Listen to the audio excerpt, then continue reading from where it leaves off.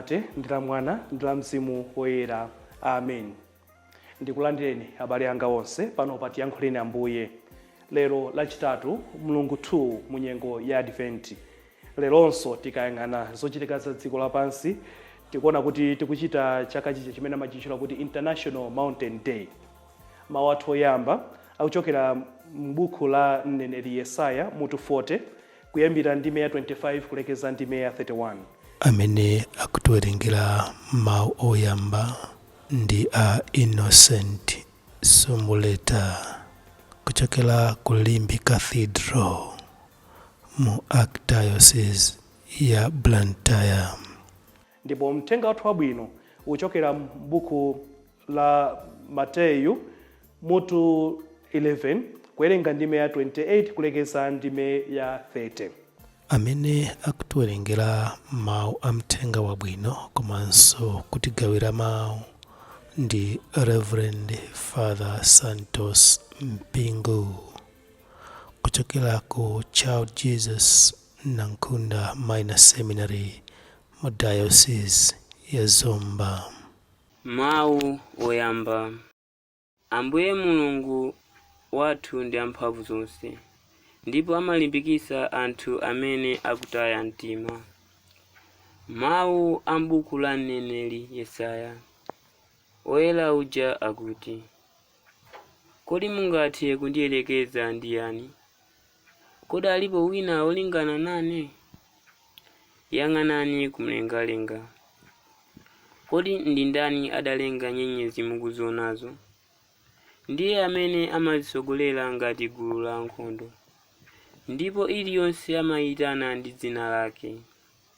Popeza kuti nyonga ndi mphamvu zake nzazikulu, palibe ndi imodzi yomwe imene imasowapo. Iwe Yakobe, ukulankhuliranji? Iwe Israeli, ukuneneranji kuti chauta sakudziwa za mavuto ako, kapenanso kuti sakusamala za iwe? Kodi sukudziwa? Kodi sudamve? Chauta ndiye Mulungu wachikhalire, mlengi wa dziko lonse lapansi. Satopa kapena kufoka, palibe amene amadziwa maganizo ake. Amalimbitsa ofoka, ndipo otopa amawonjezera mphamvu. Ngakhale achinyamata amalefuka ndi kufoka, ngakhale achinyamata amapunthwa ndi kugwa, koma amene amakhulupirira chauta adzalandira mphamvu zatsopano.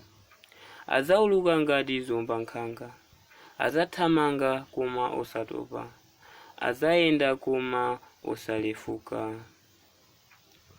Mawu a Ambuye. Tithokoze Mulungu. Ambuye akhale nanu. Mthenga woyera monga adalembera Mateyu. Ulemu kwa inu Ambuye.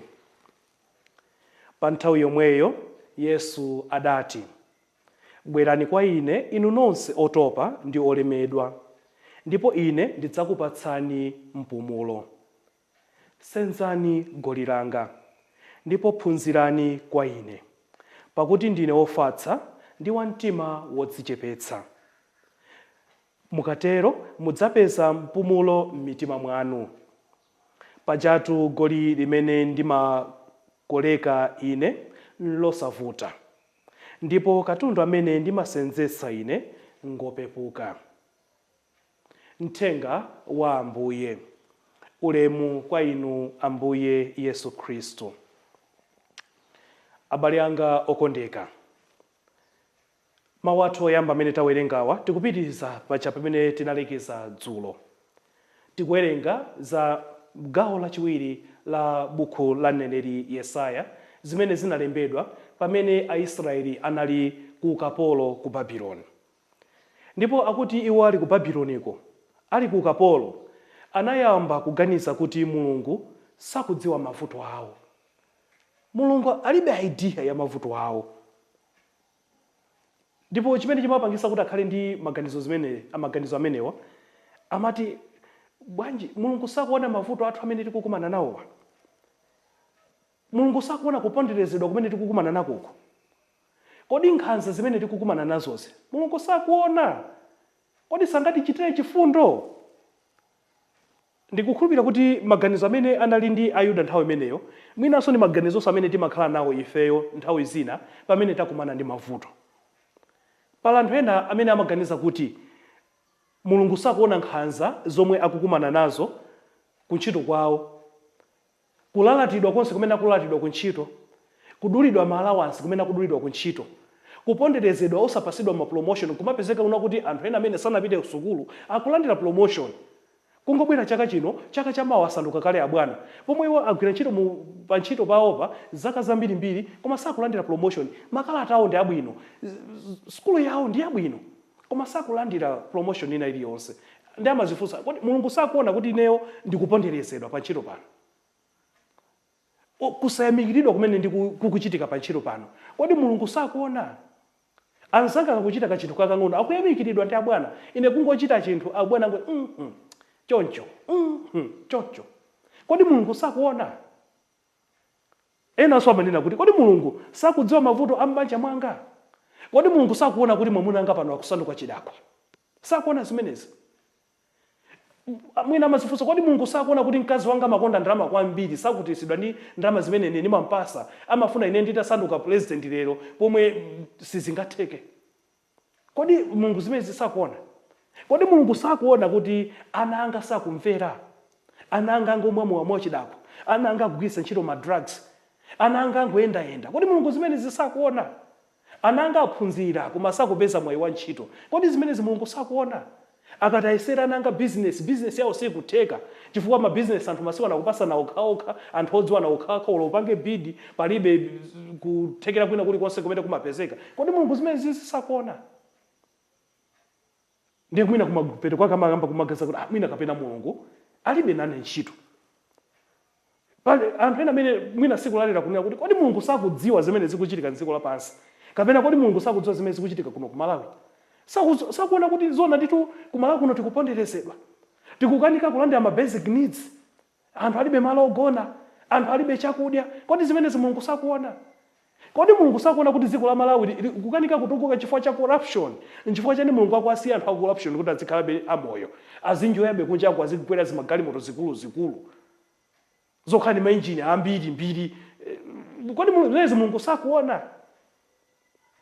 Nchifukwa chani Mulungu akulola kuti mndende muzikakhala anthu amene sanalakwe kwenikweni, anthu amene tikanangoza kuti pitani mukasese, koma anthu amene akulakwa ndi amene akukhalabe kunja? Nchifukwa chani zonse zikuchitika?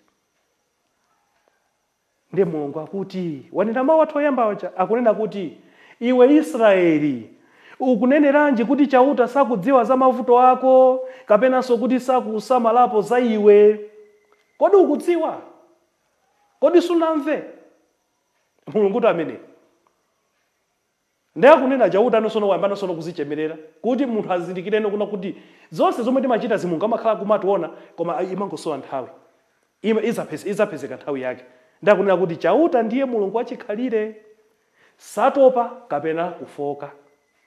Palibe amene amadziwa maganizo ake, amalimbisa ofoka, ndipo nthawi yake ndi imodzi idzafika.